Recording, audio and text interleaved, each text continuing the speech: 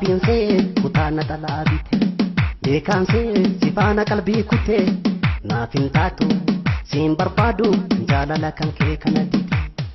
Gaabiinsee kutaana talaabite beekaansee sifaana qalbii kutee naaf hin taatu siin barbaadu jaalala kan kee kana dite.